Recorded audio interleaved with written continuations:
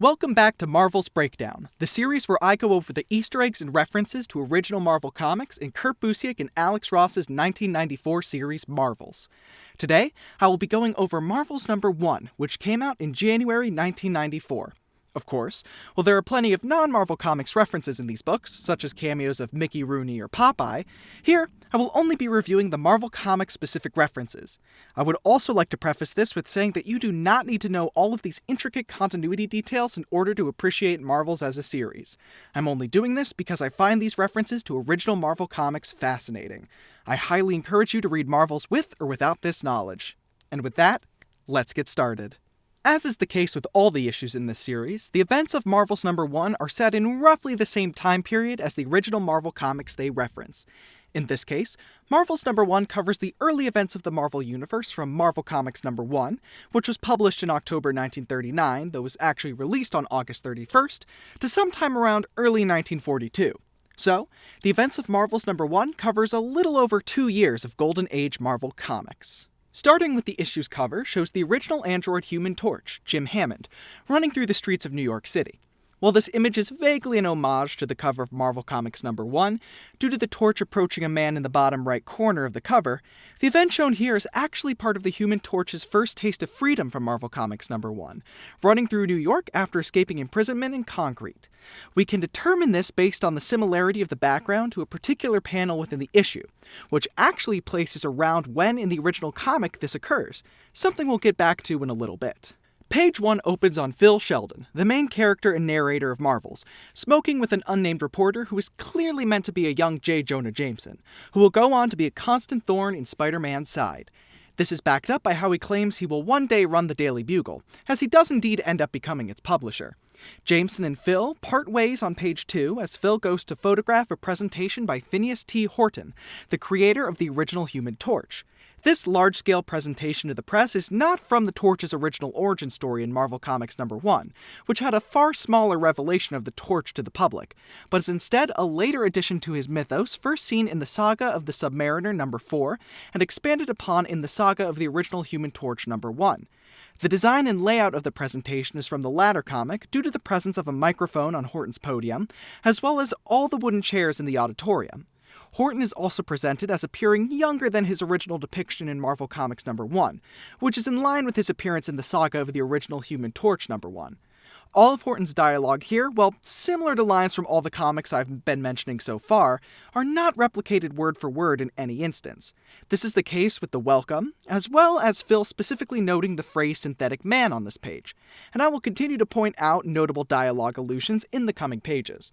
Panel 6 has Horton releasing oxygen into the Torch's tube, something we see him do in the Saga of the original Human Torch number 1, which is also where this design of the tube is taken from.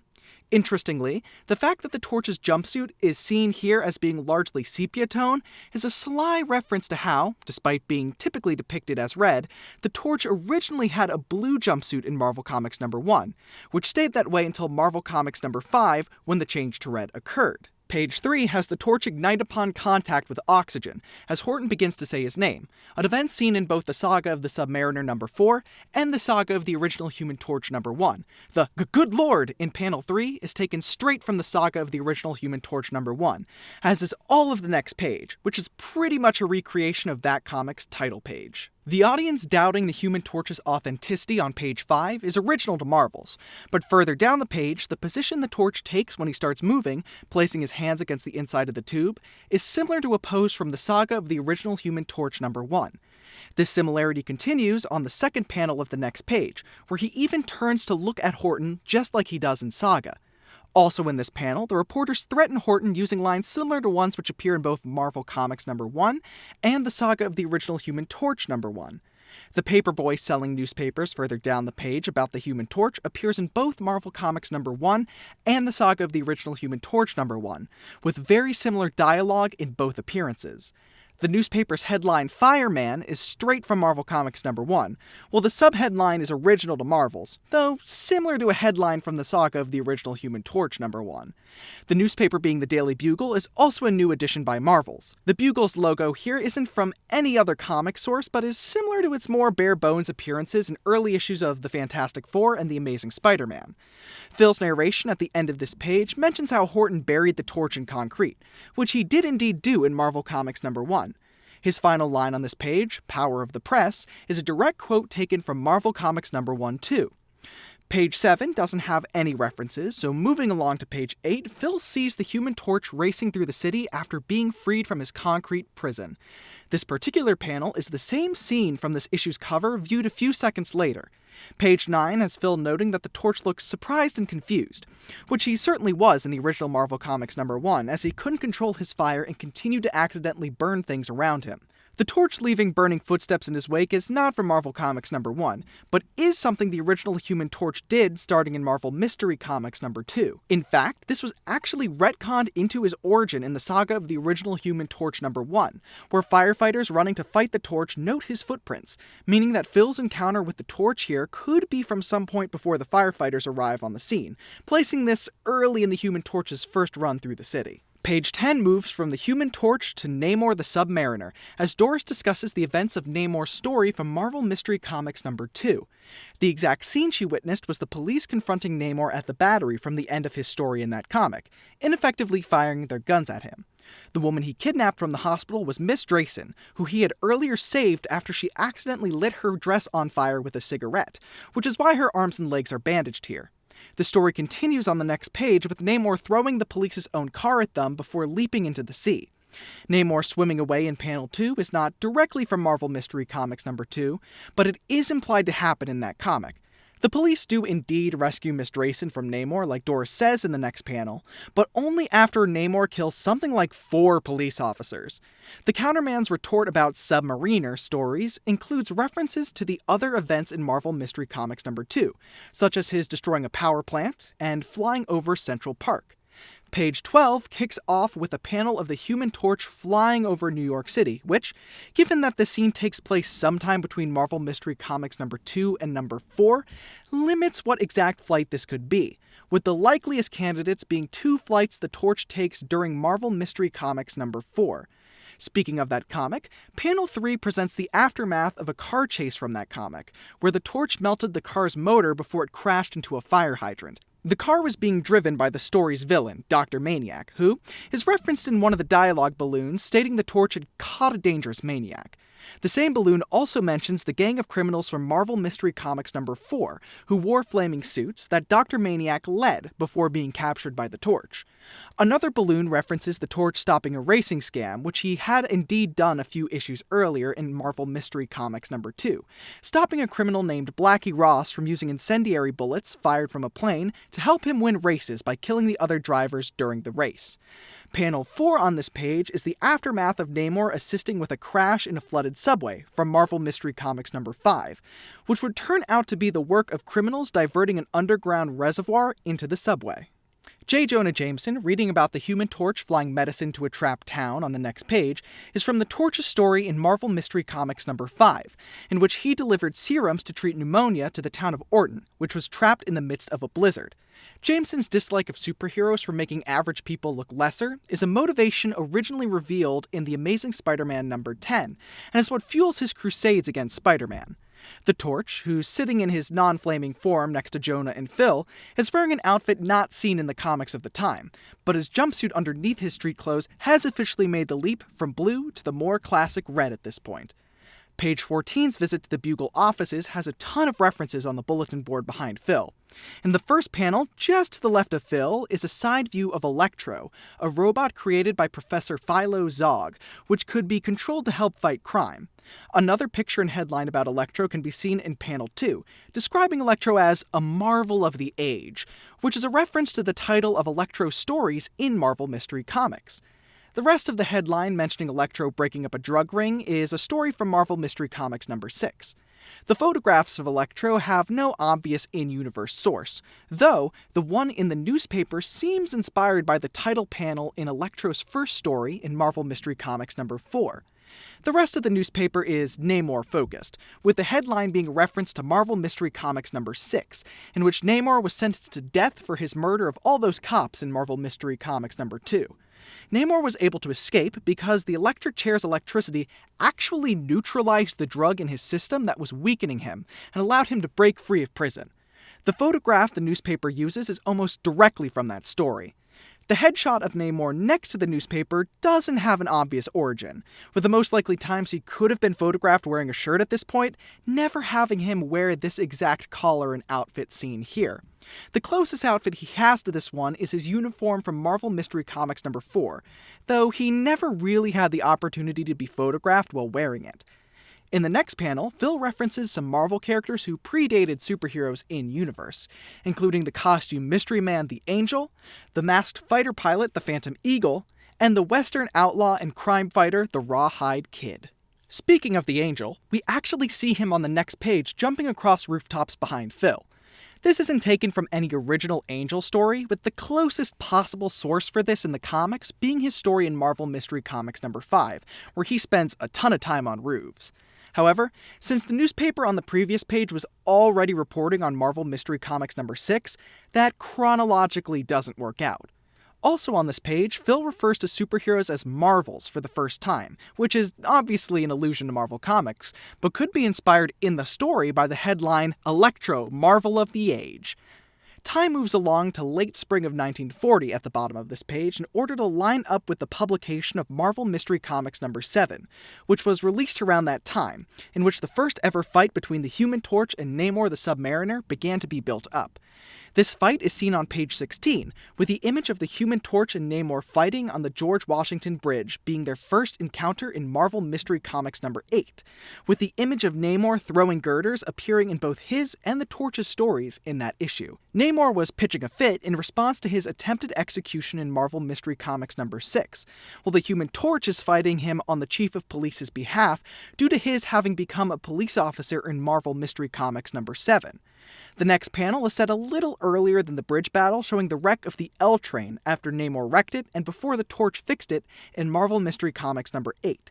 This means the kid in this panel is indicating that Namor is on his way to the Empire State Building to rip off the mooring mast, just like in the original comics.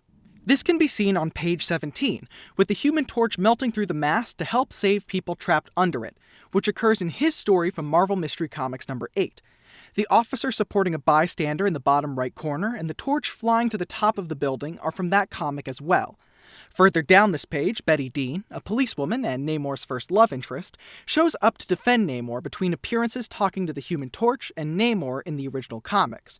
She's met Namor a number of times before this event, with him specifically explaining his anger at humanity to her for dealing damage to his people in Marvel Mystery Comics number 3. The mention of Namor flooding the Holland Tunnel in the last panel occurs in Marvel Mystery Comics number 8, and is a problem the Torch actually doesn't seem to deal with in his story. Page 18 mentions the Holland Tunnel and George Washington Bridge events, as well as the unseen events of Namor freeing animals at the Central Park Zoo, though in the Namor story it was actually the Bronx Zoo, all of which occurred in Marvel Mystery Comics number 8. The fight at the Statue of Liberty is from Marvel Mystery Comics number 9, where Namor subdued the Torch with compressed air before throwing him off the statue. The Torch bursting into flame before hitting the water is also straight from that comic, as is Namor diving after him. The Torch does indeed escape from Namor only pages later in the comic, which is mentioned but unseen here. Namor's broadcast at Radio City is straight from Marvel Mystery Comics number 9 as well, with the final lines of Namor's speech taken directly from that comic. The design of the studio is also taken from that comic, with the cameras, lights, control room, microphone, and even the panel in the left corner all replicated here. The hole in the roof was created by the Torch when he arrived to subdue Namor. The Torch and Namor flying upstate happened immediately after the Radio City confrontation in the original comic. Namor and the Torch tangling in midair on the next page isn't from the original comic, but occurs at some point between the Radio City and Reservoir fights from Marvel Mystery Comics number 9, at least according to Busiek. Speaking of the reservoir fight from that comic, that is what is detailed by the radio and Lanigans in the next panel, mentioning the Torch trapping Namor in the chlorinated reservoir and the army bombing it, which is actually what unintentionally frees Namor. Page 21 nears the end of the Torch-Namor fight, as the police tip off Phil and co. that the Torch is headed for the Torpy Chemical Works. The police know about this as the Torch planned to attack Namor with sulfuric acid from the works while at the police department in Marvel Mystery Comics number 9. The Chemical Works building is seen further down the page and in Marvel Mystery Comics number 9. The interior is also taken from that comic, with the giant fan in the background appearing in both Marvel Mystery Comics number 9 and number 10. The tube on the ground is a trans-light case Namor had used to trap the Torch in Marvel Mystery Comics number 9, leading their fight to a stalemate before Betty Dean arrived to talk down Namor and end the fight. The other officer standing in the background is also from that issue, while the small fires dotted around the works are likely left over from the final moments of the fight. While Namor and the Torch don't shake hands like Iggy suggests, the Torch does casually throw an arm around Namor's shoulder in the original comic. The next page wraps up coverage of the Torch-Namor fight by showing the Torch leaving the Chemical Works, which isn't depicted in the original comic, but presumably did happen. Further down the page, Doris assists someone who was in the L when it went down.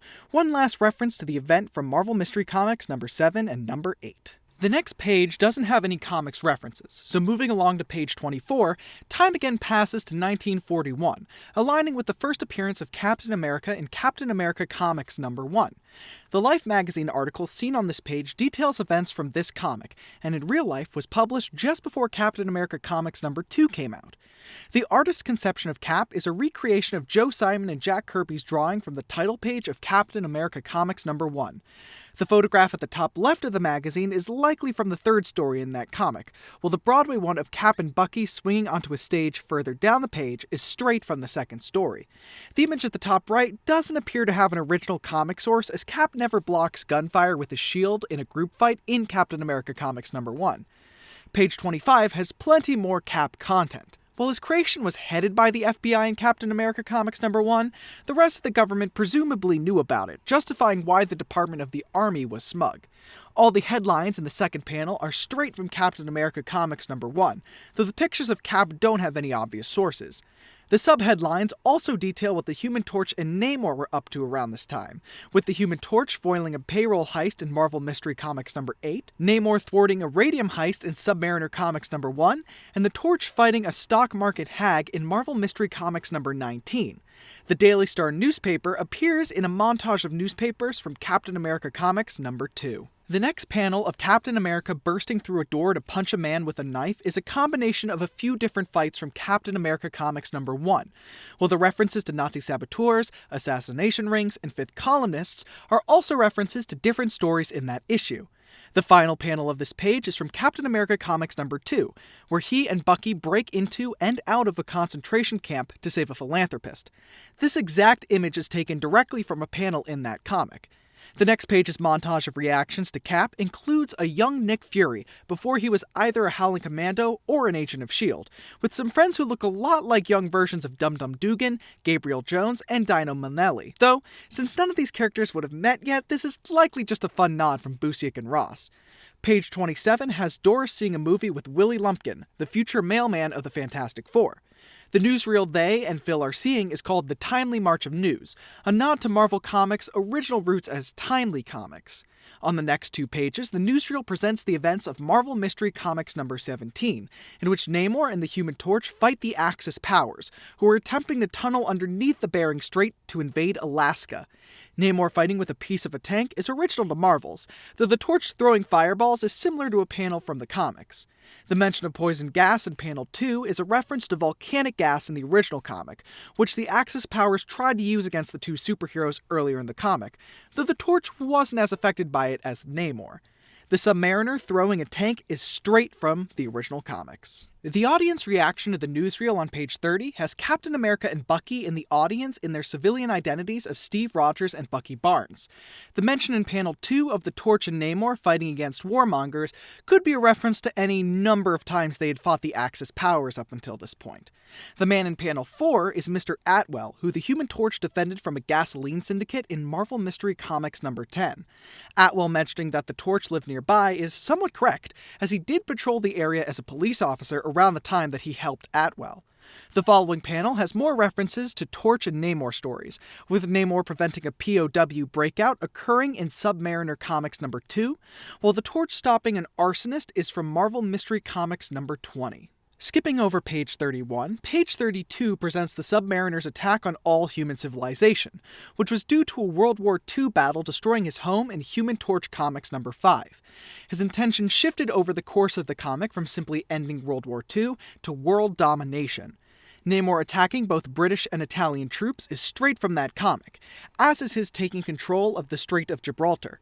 The Human Torch never actually leads a counterattack with the British, in fact, actually being controlled early on to fight for Namor, but does make his first strike against Namor in the Mediterranean. The watertight shelters the announcer mentions here are straight from the original comic, and help New Yorkers once the Submariner's attack reaches their city. The next page follows Namor's attacks, which include flooding Africa and Berlin, while the attack on Canada was actually initiated by the Torch before he broke free of Namor and fought him to prevent that attack. The Submariner heads to attack New York after an American fleet is sent to check out his occupation of Gibraltar in the original comic. Moving along, the wave that crashes into New York on pages 35 through 37 is seen in Human Torch Comics number 5, as is the Torch flying to head off the wave. Namor riding the wave on 2 whales is original to Marvel's, however. On page 38, Phil talking about how Namor created the wave using whales and super turbines is from Human Torch Comics number 5, though in that comic the whales were actually mechanical ships and not real animals. The fight between Namor and the Torch that Phil witnesses over the city is completely original to Marvel's, with the closest in-comic source being a quick chase over New York Bay. After being injured, Phil wakes up on page 40 after the battle ends, mentioning that Namor was once again on America's side, which does happen in the original comic after he was granted a pardon by President Roosevelt, though his accomplice in the attack, Raythia, is made to stand trial. Any reparations made seem to be entirely on Namor's end. Skipping over page 41, page 42 has Phil arrive in Europe as a war correspondent and interact with another correspondent, Jack Casey, a friend of the Human Torch who first appeared in Human Torch Comics number 4. Phil mentions some more recent superhero creations at the top of the following page, including Citizen V from Daring Mystery Comics number 8, The Wizard from USA Comics number 1, and The Blue Diamond from Daring Mystery Comics number 7. This issue finally culminates in a 2-page splash depicting a whole group of superheroes parachuting in to fight a Nazi stronghold.